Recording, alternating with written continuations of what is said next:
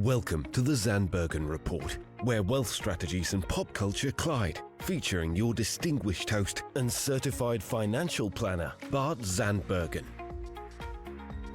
And I'm happy to have in studio today a very dear friend, Moses Heredia, CEO, founder of Global Processing Systems. Brother, welcome to the show. Hey, man, happy to be here. It's a pleasure and an honor, man. We're always talking to each other at the gym, but it's an honor to be here, man. Your presence. Thank you, Bart. Oh, it's my pleasure. My pleasure. So much to cover with you. Let's tell the audience, first of all, what Global Processing Systems is. You know, in a nutshell, Global Processing Systems, Bart, is a merchant service provider. We offer any type of form of payment that they can accept at their locations, any type of business, other than cash. It's the easiest way to put it. To give you an idea, like I would say EBT cards, government cards, gas cards, major brand cards like the Visa, MasterCard, American Express, Discover, that kind of stuff. Now, not only do we process credit cards, we also help people with MCAs, which that's a merchant cash advance. If they don't want to take a traditional loan, what they do is they take a loan based on the credit card volume that they're bringing in monthly. So anything that has to do with a brick and mortar, internet, and say you're to give you an idea, we have some locations as big as from Domino's all the way small that it's a one-man shop out of a garage that's a plumber. So, oh, wow. Okay. So we cater to all markets. Yeah. Okay. And how long have you been doing this? Oh, man. Now you're making me feel old. So, young man, I started back in 1994. Okay. So I was actually worked for a company, second largest processor in the world at that time. It was 1994. It was NPC's National Processing Company. So I was there 10 years, and I worked up my way up the ladder. To give you an idea, Bart, I was making a minimum wage when I first started. I was a telemarketer. It was $4.25. I won't forget that. Nice. And I was there for 3 weeks, and then they promoted me to telemarketing manager. And after telemarketing manager, it was very interesting because I had called someone to make an appointment so the outside salesperson can go out and meet him. And the gentleman had broken English, right? And he had asked if anyone in the company spoke Spanish. And so I went to my manager, and he said, no, we don't have any Spanish bilingual representatives here. So I called back the guy and said, you know what, no, but I could help you over the phone. He's like, no, I want someone in person. So I said, listen, I'm going to book the appointment. I'll go see you. So I was, at that time I was 19. So I told my manager, like, hey, I'm going to go out there and see him. He goes, no, you can't. You're opening up the office for me. You're the manager. I need you in the house, in the office per se. And I was like, listen, man, I can do this. And he said, okay, if you get out there, you better bring the deal back, right? So long story short, I went out there, did the presentation, built a relationship with the gentleman, and made at that time, back in 1984, I think I made close to $1,000 on that sale. So that was the last time I was a telemarketer that day. And I could give you more history on how. Yeah. Okay, so keep going. So then I was a manager for telemarketing. Then I went to sales account executive. Then from sales account executive, I was there for about. I was top salesperson in 95, 96. In the quarter 97, I was promoted to territory manager, which I had my own office, and I had about 20 employees underneath me. Yeah. Being there about a year, then I got promoted to district manager.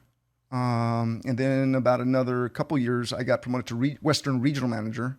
By that time, I had about 100 employees, 7 different offices throughout the country, from Little Rock, Arkansas, all the West Coast. Okay. Then they approached me in 2003 to become the vice president and of the whole company. Of the company, correct, for the sales side. But I would have to move to Louisville, Kentucky. And me being a California boy, and I love California and the weather, I said, you know what, I've been doing this 10 years, and I've been blessed to have a lot of knowledge. So you know what I'll do is I'll just resign and start up my own company. Yeah. And at the end of the day, it was in my DNA. So my mom was always an entrepreneur. So I knew where my inroad was, or my end goal was. Yeah. So I opened Global Processing Systems, was born. So as of today, it's been in business over 20 years. 20 years, yeah. Right. It's gone very fast, man. Yeah, that's right. Let's take it back now, even before you started the business. You and I have got to know each other really well. I consider you one of my best friends. And I know you came from very humble beginnings. So how did you get from that to where you are today? What got you to that first job, and what drove you and dreams and so forth, to catapult you from there to where you are today? You know, Bart, good question, man. I would have to tell you that two things. Okay, one of them I'm spiritual, so God, and my mother. To give you an idea, my mother came from.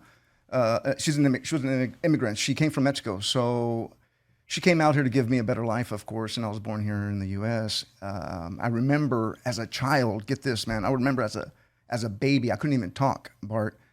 It was early in the morning, and I know this because it was like dark, so it was 4 or 5 in the morning. She would wrap me up with a quilt like a burrito. Yeah. And she would put me in the pickup truck and let the heater come down on the floor mat, right? On the floor. Great. And there was women in the front of the pickup truck. Back in the days, there was a camper. So that all the guys would go in the back, all the immigrant workers. Yeah. And she would be driving, and then I would open my eyes, and she would say in Spanish, "Cierra los ojos." That means like, shut your eyes, go to sleep.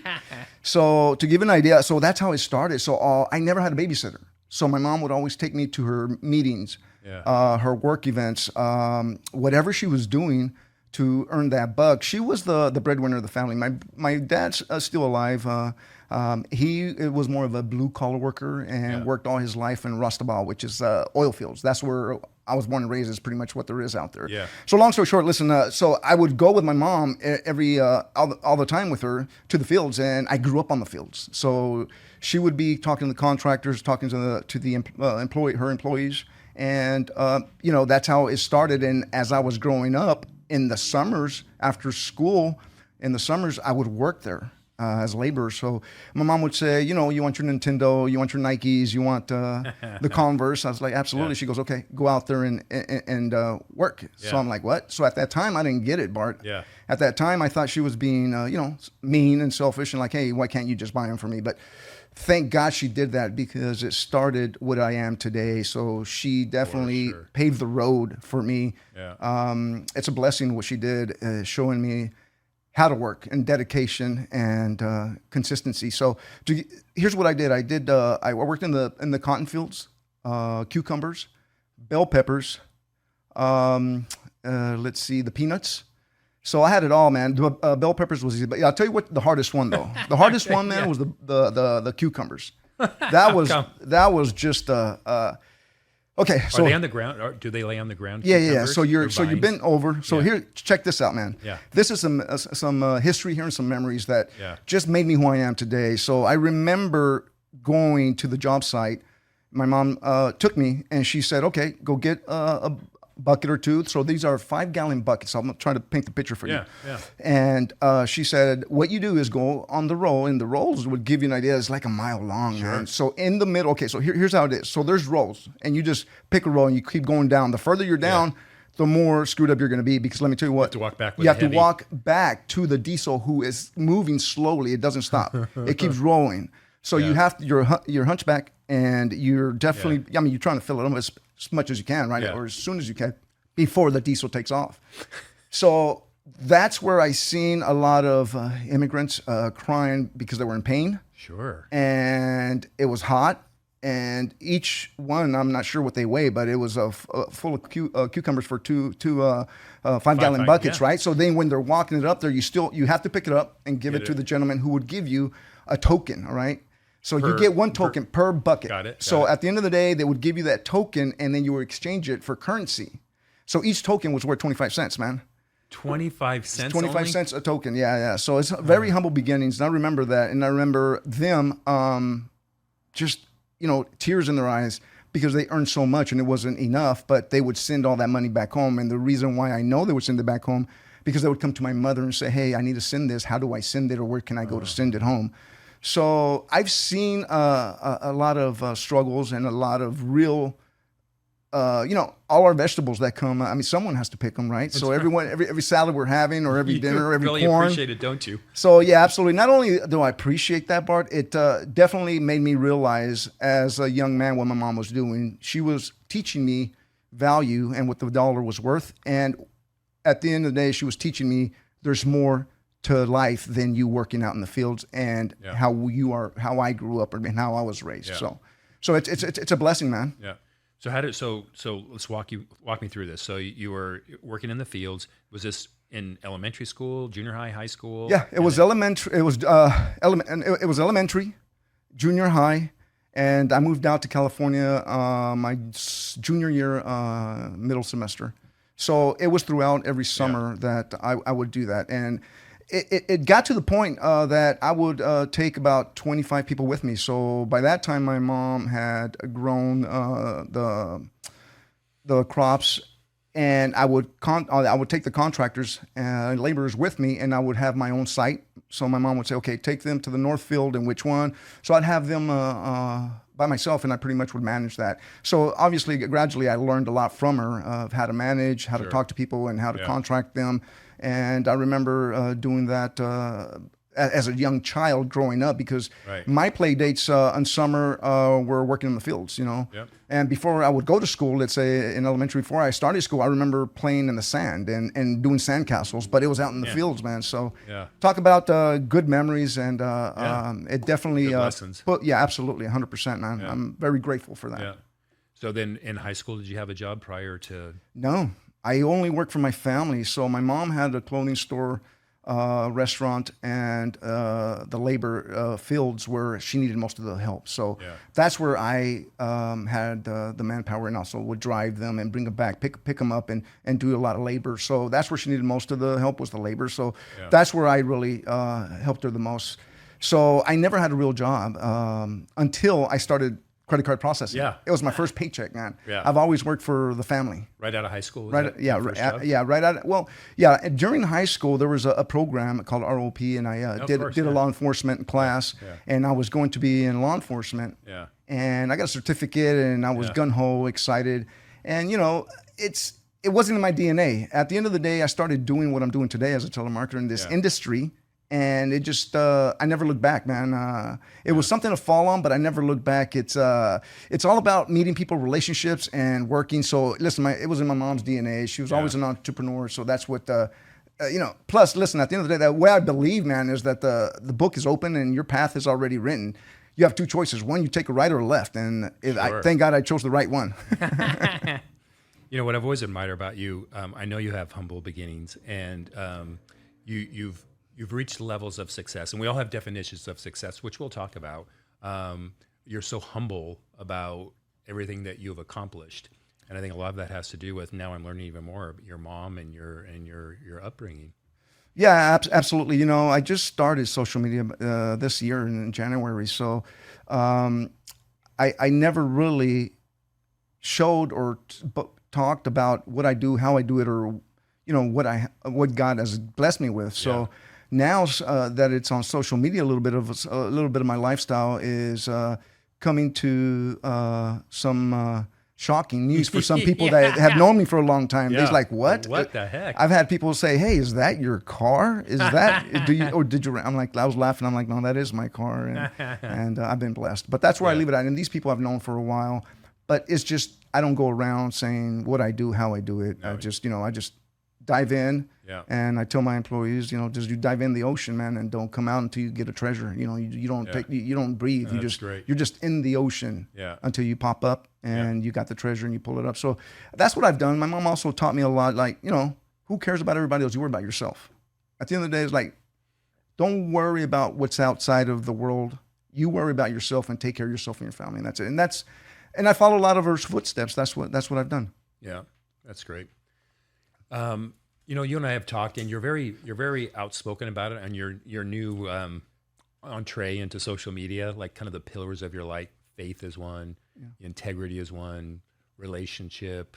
I like that what you said recently. It's not about sales; it's about relationship. I like that a lot. Mm-hmm. Discipline, you have that. I mean, I see you at the gym early in the morning most days of the week, so you've got that as well.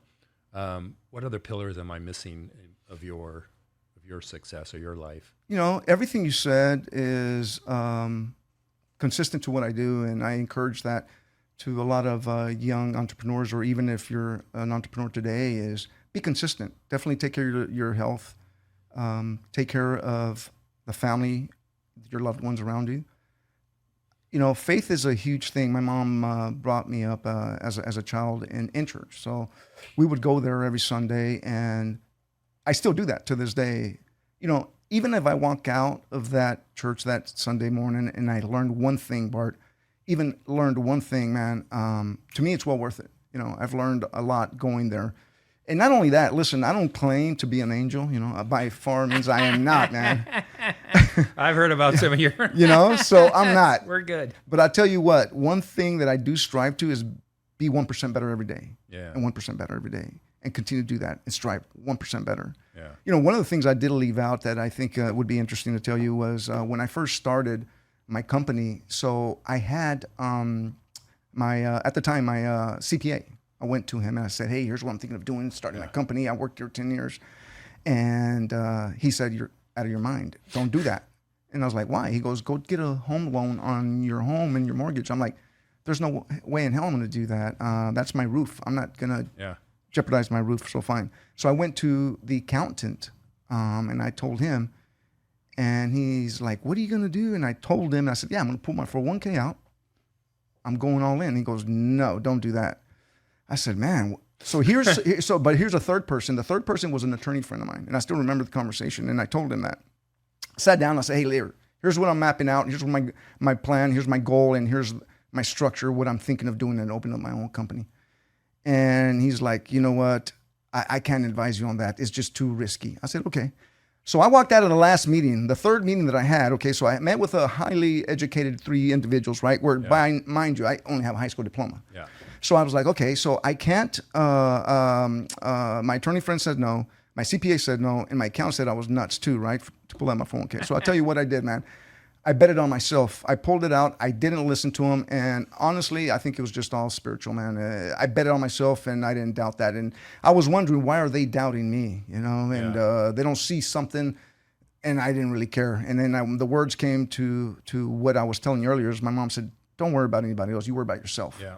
And I know, and I had the confidence that I could do it. So I resigned and then walked out, and then that's when Global Processing Systems in 2003 was born. Yeah. Sorry, I left that out, so I had to throw that out. No, I'm glad you did. And I'm thinking about those 3 professionals, and they gave you sound advice. I mean, if in black and white, that is sound advice. But what you did was you said, forget about black and white. I'm betting on me. Absolutely. Right? 100%. And I bet it on myself. I didn't turn back.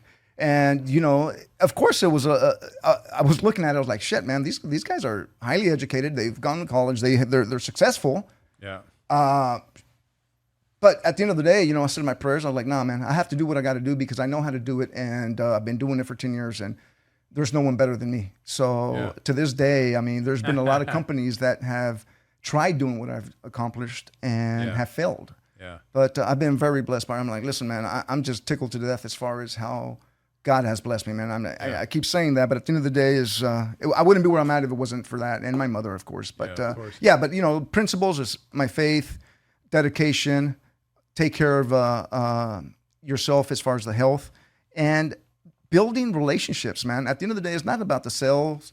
It's not about making a quick buck. It's all about working relationships. And my mom taught me that very well. And I still say this to this day when I make a contract and I meet with a vendor or we're doing something, right? I always say, you know what, a handshake and my word is good enough. But yes, I understand we have to make a contract. So get the contract, get the NDAs ready, get all that. I'll sign it. But at the end of the day, what means more is my handshake and my word, you know. So I was born and raised in South Texas, where it's like, you know, New Mexico. So, I mean, it's just old school fashioned days out there. And that's where it comes from, man. Speaking of health, I have to tell you this. So you showed something on social media, and we were revisiting it just recently, and Sandy especially. So I think it was April Fool's, where you brought, you know where I'm going, where you brought in the Krispy Kreme boxes into your kitchen area, and then you opened the Krispy Kreme boxes, and it's full of vegetables and stuff. Sandy has never been so angry. She goes, but I think that's so great. Well, you know what? I preach a lot of, okay, just so you know, man, on Mondays and Fridays, right, we call it huddle. For HR reasons, we don't say prayer or nothing because, listen, I have Muslims there. I have Jehovah's Witnesses. You name it. I have all kinds. And we don't really ask, hey, what are you? We don't give a it doesn't matter. Rat's ass, right? So we just get together and we do fellowship and we talk. So I always tell them, hey, listen, guys, eat well, work out, be focused, take care of your body. And I tell you, I take vegetables or fruits in there, they rotten, man. So donuts go quick, right? So I'm like, that's what gave me the idea. I'm like, I have to do something for April Fools with these guys. So it was a Krispy Kreme donuts laid out in the conference room the kitchen area. And there were vegetables, man. So some guys weren't happy, and not one took a vegetable. They just kind of closed and took off. It was hilarious. That's great. Yeah, it would probably go about the same here if I did that here. But I love that. What point in your life did you put real emphasis on your health and nutrition? You know, since I was a kid, I really loved sports as a kid, and I really liked working out. I can tell you that one of my best memories was playing football back home, because it was such a small town. I think the population when I was a kid was maybe 10,000, and all the stores would close down when there was a football game on Fridays, and everyone would just shut their stores and close the restaurants and shoot out to. So I was born in that diehard football heart of New Mexico and Texas. So. So my health conscious, all that started as a young age. One thing that I decided, obviously, to do is I wasn't strong enough or big enough for the NFL, and that was one of my main things, man. Like, when we would win, I would cry. When we would lose, I would cry. I was just so passionate. Yeah. But I knew, and I was smart enough, thank God that I was smart enough that I'm like, hey, man, these guys are a lot bigger, a lot heavier. I can't take them down. Yeah. So one thing, I tried my damnedest, and I loved it. So I still played. I don't care. The coach knew that I was such a great and passionate about it. Strong heart. They threw me in. I was in special teams. I played linebacker in defense and right tackle in offense. So I still played, but obviously the other guys were a lot bigger than me. However, I for a fact there was something I was smart enough, thank God, that I know I'm not going to get a scholarship. I know I'm not good enough. So I need to make sure that I do something else, because that was my number one thing. It was something that I, as a young age, where I started, focusing on my health and working out, and I loved it. Yeah. Oh, that's great. And of course we share the workout to, discipline and focus. So that's awesome. Another thing that I know is important to you is giving. You're very philanthropic, and there's a story of something you did that I've shared without your name many, many times, and your Christmas gifting for what used to be the layaway. Oh, yeah. I think that's an amazing story. Yeah, it's unfortunate that Walmart stopped doing that. Walmart doesn't do that anymore in my hometown, because I would do it every year. Yeah. And it was very touching, because they wouldn't know who it was. It's Secret Santa. And I love doing stuff like that, where I don't like taking credit. I don't care about that. That's not what I do it for. I do it for, spiritual reasons and for the gift of giving, man. You mind if I fill in the gaps on this? So people, are you okay with that? Yeah. I know that you're humble about this. Okay, go ahead. So as the story goes, Moses every year would call the local Walmart in the town that he grew up, and would say, look, I'm going to, any layaways that have been set aside, I'm going to pay them off. And, it was thousands and thousands of dollars. And I could just imagine the faces on the people when they go to pick up and make their payment on their layaway, and to find out that it was paid off. I mean, the impact you must have had on their lives. But as time went on, and as Moses has just mentioned, that Walmart stopped doing layaway. So because he is a businessman and an entrepreneur, and he said, great, fine. Then I'm going to do gift cards for everybody. And then you called the school because you wanted to get permission from the principal, right? And the principal said, well, I need to call the whoever it is, the board, right? Yeah. And 2 or 3 minutes later, you get a call back, and they say, yeah, it's fine. Right, yeah. And so you sent, again, thousands of dollars of gift cards. And here's the great part of the story. You wanted to remain anonymous, but your sister's in town, so you said, hey, look, I got to get them there, so I'm going to send them to my sister, and she'll bring them to you.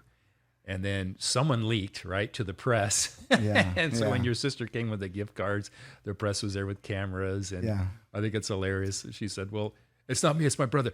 Call him. Yeah, she ratted me out, man. So, absolutely, Bart, that's what happened. And, just to hear the story from the principal, because she had to call the superintendent to get permission because Yeah. they sell alcohol at Walmart. And I was like, okay. Long story short, they approved it, which is great, right? And we're talking about hundreds of kids because I went to school there. And I remember humble beginnings, and there was a lot of needy kids that were very less fortunate. Yes. So hearing the stories after that happened, and the principal calling me, and the little note cards that I got, thank you cards from some of the kids, because obviously now they found out who it was, right? So she called me and said, Moses, you're not going to believe what you did. You just won't ever understand unless you were here to see it. I'm like, okay, what are you talking about? She said, the mothers and parents were lined up to get that $150 gift card for each child that I did. That, sorry, man, I get a little emotional. I do too. That they didn't have groceries, Yeah. For Christmas dinner. for Christmas. So what they did is they were able to buy some groceries and buy a little gift for the kid. Yeah. And that was very touching. But one of the biggest things that was really touching, man, that I went to high school and junior high and elementary school with some of my friends, and they found out it was me because I was feeding their kids. Their kids. And their kids' grandkids. Oh, my. So the stories got back to me because they found out who it was. And it was definitely touching, man. Touching. Another story that I'll tell you that I didn't even know this. So I found out later on because my sister has Facebook. I never had social media back then, right? So we actually had bought some of the layaways from our own cousins that lived there. Right? Is that right? Yeah. So it just got around. I was like, because, hey, whoever bought this, Secret Santa, thank you, on the layaway to Walmart. And my sister's like, hey, it's our family we're buying from. I was like, hey, keep it on the lid. But it's really humbling that story. I mean, that goes out, and you're capable of doing that. Yeah. One of the biggest things, Bart, that you're gonna trip out. You'll believe me because you know me for a long time. But get this, man. I never knew I was less fortunate when I grew up. My parents did such a great job raising us that it was not until I was probably in my 30s that I'm like scratching my head. I'm like, shit, you know what? I guess Looking back, I was like, wait, we weren't as fortunate as I thought we were. I guess picking cucumbers wasn't, what the wealthy did. No, I was like, I thought everybody did that, man. I was like, hey, doesn't everybody do this? I really did. I was just like so dumbfounded, like, oh crap, like there's something there that people want to know. Why they're so intrigued about this? It's like, I thought everybody did it, but that goes a testimony to my mom and dad, how well they raised me, because we never needed anything, man. We always had everything. We had, food, clothing, cars. I mean, they took care of us, and it was just amazing. That goes, rest her soul, my mother. It really was. She was dynamite, man. She's awesome. I just, I can't say that I'm so thankful and grateful to her, man. I know you are. I know we've talked about her a lot. I think it's also worth noting many people are charitably inclined, but they're also looking for, there's a benefit, right? There's a tax benefit for charitable giving. And when you told me that story, and I remember being so touched and moved, and then I started scratching my head. I'm like, Moses, you're not getting any tax deduction on this. You're like, yeah, I know. And then I'm like, my gears were turning, like, how can we do this so you can do the same giving and have some tax benefit, which you need, and you can't have the same impact on what you did and get it. So you're doing it purely out of heart and purely out of good intent, which is phenomenal. Yeah, it's from early lessons from my mother teaching me. I remember immigrants would knock on the door, and they were hungry, and they would say, hey, can I get a loan? And so I can put food on the table. And my mom said, no, this is not a loan. Here, go put food on the table. Yeah. So, I seen my mom, like I said, I never had a babysitter, man, all my life. She would take me to every business meeting. Here's a funny story. Check this out. So this is how young I was, right? So we would go cold calling, and I remember being around 4, 5, 6 years old, and because we would go to the contractors. So we would go out in the fields where there was farms, right? So she would be like, okay, she would drive up, say, okay, go knock on the door, and I want you to translate, because her English was terrible, man. She was here for so many years, but it was bad. So now looking back, I'm like, okay, she took me there just for translation, right? But here's the good thing. It was teaching me I didn't even know I was cold calling. So I was cold calling as a young kid, so get this. So they would answer the doors like, my mother's here to ask you, and so am I, if you have any land that you have crops and you need field workers. And they're like, as a matter of fact, I do. I can't find any, because I mean, these farms are like way out in Texas in the middle of nowhere. So that's how we would drum up business, man, is go farm to farm. Farm to farm. Yeah, man. So I didn't think about that till like a couple of months ago. I was like, you know what? Cold calling shit. I used to cold call when I was a kid, but I just never knew what it was, right? What it was called. So so that was awesome. I'm telling you, man, I have great memories, man. Yeah. Hey, I think everyone has a definition of wealth, has a definition of success. From our friendship and here at our firm, we define wealth by pillars like health. We say is the ultimate wealth, and giving, and family, and faith, and so forth. But success also has different definitions. I heard one recently. It was Dana White. This is pretty popular on social media, where he's being interviewed, and he says, "Look, I know billionaires that are the most miserable people on the planet." He goes, "Success is is happiness. However you get that happiness." What's yours? Giving is happiness to me. I don't need much. I don't need much. I'm very humble. I don't need much. I have everything I need. I'm grateful for that. So doing incidents where I could give and see the smile on these kids' faces, it's rewarding. Like, I still remember looking at their faces, and I was like, that's why I do it. I do it because they don't have, and they're in need. And I listen, at the end of the day, man, we need to take care of our country. We need to take care of our children, our future. Our children here are our future. I'd rather invest in our own country, and I don't want to get political or anything, but I'm like, what turns my light on is our future for our country, for what our ancestors that were here in America or strive to be here and made this what a wonderful country it is. And it still is, because everyone and their mother wants to come here, right? Sure. We need laws. We need restrictions. We need someone that can definitely take us to the next level. But we need to fix our own issues instead of going other places first. Yes, listen, I'm all for saving the world, of course. But at the end of the day, we need to really look in the mirror and say, hey, we have our own issues and we have our own problems, and our kids here are the future. There's a lot of, I would say that educators are so underpaid. They're not really rewarded. And there's not one educator that I've met that they don't dig in their own pocket to buy supplies, to buy gifts for the kids, and to do extra things. It's just, it's not right, man. We need to take care of our children here. Yeah. Yeah. I don't have any kids, but hey, listen, I love kids, man. I'm all about kids, because kids are the future. When I'm at church and I see the little ones, I was like, that was me. At the altar singing, that was me. So kids are the future, man. It's all about investing in our future. Yeah. So speaking of that, if you were to have, if you were a mentor to somebody, what would be some of the major tips that you would give this individual? Stay focused, stay out of drugs, stay out of drinking, stay out of the bars. There's a couple of jokes out there that some of the guys that are younger is like, hey, man, I never see you at the clubs. And they're like, I say, you know what? Tell them you never see them at the bank depositing your money. They're always at the clubs drinking and having a good time. Like, tell them, hey, next time I want to see you, I want to see you at the bank. Right. So what I tell the younger crowd is like, stay focused, man. Get a routine. Hang around. See, one thing that I was blessed with is when I was at MPC, when I told you I was learning, and I was a young kid at 19, those were my friends, man. They were 40, 50, 60-year-olds, and that was my crew, and I would hang around them. Bad influence, because they introduced me to Scotch, Now I'm a Scotch and a cigar smoker, But I tell you what, it's all about, I'm sure you heard that saying, it's all about who your circle is and who you hang around with. So as a young gentleman, I grew up around that as I was working a professional job and sticking to that.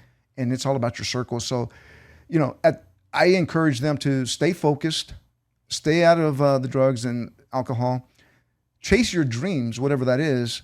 There's plenty of time to go on vacations. There's plenty of time to have fun. There's plenty of times to go out there and spend some money. Make the money first and strive for that. Just stay focused and consistent and have the drive to be successful. I always tell my staff, it's a goal without a plan is just a wish, So I tell them, hey, have goals, write them down, have them weekly, monthly, quarterly, yearly.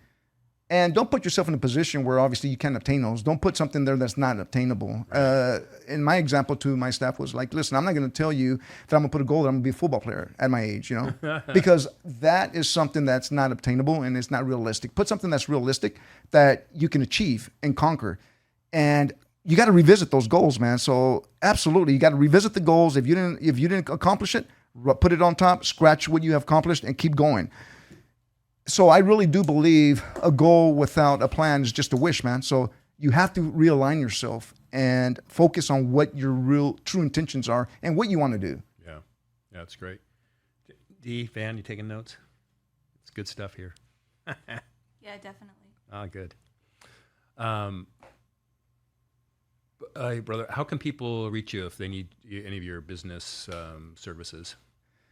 I would say I just got IG. So if anyone wants to reach me, it's on Instagram, Moses Heredia JR. That DM me, and then we can definitely have a chat or some Zooms. Okay, all right. One of my favorite things to do is ask a final thought question. My final thought question is, what is your ultimate lesson learned? And I'm going to say for you, just like in life, what is your ultimate lesson learned? One of the things that I don't talk about much, and, you just asked, what did I learn? At my old age, I learned life is short. And make sure that you tell your friends or loved ones or someone you care about that you do care about them and show them that you care. Don't just say it. Do something that explains that you do care about them. Yeah. And I'm going back to this. When my mom passed, she passed for, it would be 10 years that she passed. So she passed in 2004, and it wasn't until 2014 that it finally, hit. And I never really mourned. So my point being is life is short. Tell you the ones that you love. Yeah. And if someone goes away to a better place, let's say, make sure you mourn. Make sure you deal with it. Don't run and hide from it. I ran for 10 years. As a matter of fact, on my screensaver on my phone, I still have my mom's picture. So for me, a lesson learned was deal with the issue. Don't run from it. And I finally, after 10 years, I went to for help, like get therapy for my mom's death, right? Yeah. Because in my culture, the way I was born is like, hey, you're macho. You're weak if you go and seek help for what's wrong with you? You crazy? Yeah. You're weak-minded. Yeah. Listen, man. At the end of the day, it's all bullshit. You need help. It's real.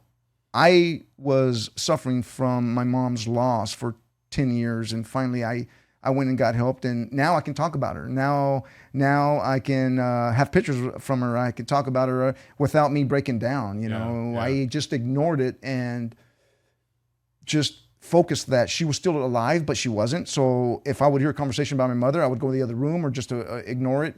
But you got to face it, man. At the end of the day, I'm glad that I was able to face it.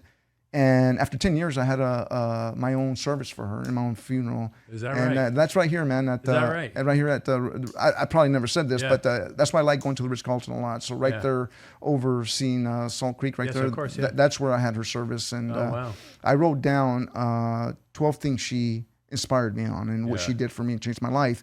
And for each thing, I threw a rose in the ocean. So I had my own service for her finally. 10 years later. Yeah.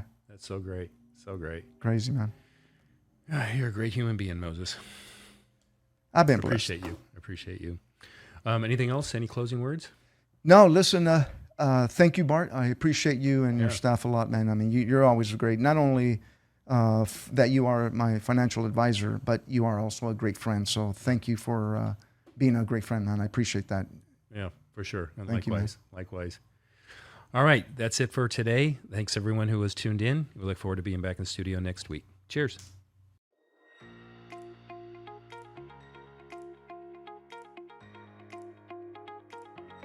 Tune in next week for the latest edition of the Zandbergen Report, Tuesdays at 2 p.m. Catch up on our recent shows by visiting podcast.bartzandbergen.com. The Zandbergen Report is also available on iTunes, iHeartRadio and Spotify. Interested in being a featured guest on our show or have a question you'd like to hear us answer? Email podcast@bartzandbergen.com. The contents of this podcast episode do not constitute an offer of securities or a solicitation of an offer to buy securities and may not be relied upon in making an investment decision related to any investment offering Access Wealth Management LLC, an SEC-registered investment advisor. Access does not warrant the accuracy or completeness of the information contained herein. Opinions are our current opinions and are subject to change without notice. Prices, quotes, rates are subject to change without notice. Generally, investments are not FDIC insured, not bank guaranteed, and may lose value.